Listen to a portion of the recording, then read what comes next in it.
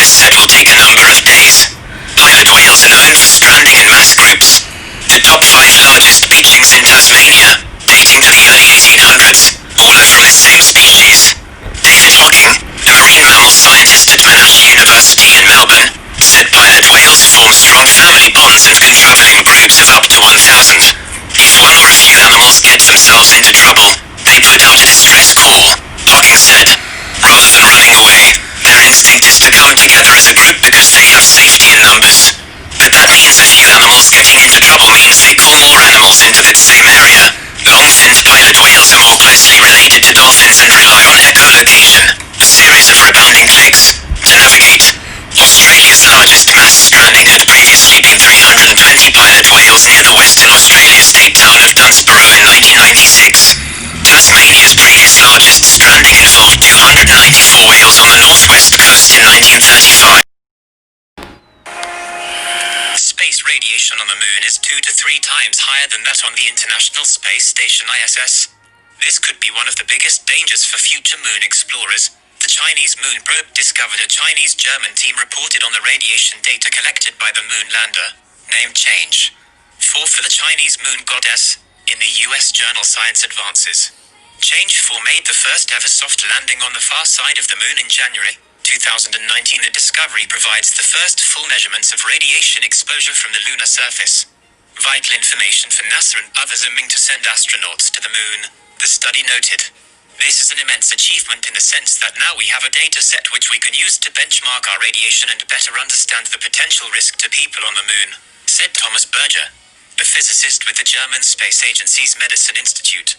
Though Apollo missions in the 1960s and 1970s proved it was safe for people to spend a few days on the lunar surface, NASA did not take daily radiation measurements that would help scientists quantify just how long crews could stay. The question is now answered.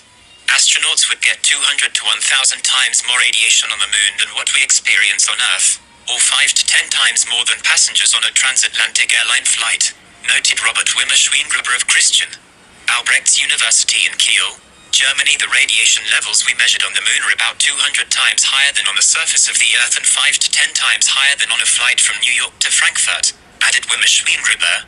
That means humans can stay at most 2 months on the surface of the moon without special protection measures, according to Robert Wimmer Schweingruber, an astrophysicist at the University of Kiel. Sources of radiation. There are several sources of radiation exposure: galactic cosmic rays, sporadic solar particle events, for example from solar flares, and neutrons and gamma rays from interactions between space radiation and the lunar soil. Radiation is measured using the unit sievert, which quantifies the amount absorbed by human tissues. The team found that the radiation exposure on the moon is 1,369 microsieverts per day, about 2.6 times higher than the International Space Station crew's daily dose. The reason for this is that the ISS is still partly shielded by the Earth's protective magnetic bubble, called the magnetosphere, which deflects most radiation from space. Earth's atmosphere provides additional protection for humans on the surface, but we are more exposed the higher up we go. NASA is planning to bring humans to the moon by 2024 under the Artemis mission and has said it has plans for a long-term presence that would include astronauts working and living on the surface. For Wimmer Schweingruber, there is one workaround if we want humans to spend more than 2 or 3 months. Build habitats that are shielded from radiation by coating them with 80 centimeters, 30 inches, of lunar soil. Singapore has 20 new confirmed cases of corona cases, of one is a community case. Ministry of Health reported that today, the 26th of September, that the only community case was a foreign employee with a work permit. There were 5 imported cases overseas, and they followed the home notification as soon as they arrived in Singapore. 2020 marks the 30th year since China first sent armed forces for UN peacekeeping operations. Here are the key facts. China is the second largest financial contributor to UN peacekeeping and the largest troop contributing country among the permanent members of the Security Council. Over the past 30 years, China sent over 40,000 peacekeepers to 25 UN peacekeeping missions. They have visited over 20 countries and regions. China has contributed 25,768 engineer troops to 8 UN peacekeeping missions. They have built and rehabilitated more than 17,000 kilometers of roads, disposed of 14,000 landmines and unexploded ordnance. 4,259 Chinese multiple troops were sent to 6 UN peacekeeping missions. They have provided medical services to over 246,000 sick and wounded people. Chinese infantrymen risked their lives to protect over 9,000 civilians in an armed conflict in South Sudan. Corporal Li Lei and Sergeant Yang Shupeng died in the action. 16 Chinese military peacekeepers have given their lives for the noble cause of peace. On October 1st, 2019, Chinese military peacekeepers were reviewed for the first time by the country and the people in the parade celebrating the 70th anniversary of the PRC. Chinese people resolutely safeguard the world peace because they know it does not come easily. As always, China will continue to fulfill their commitments to UN peacekeeping, will exert itself in building a community with a shared future for mankind.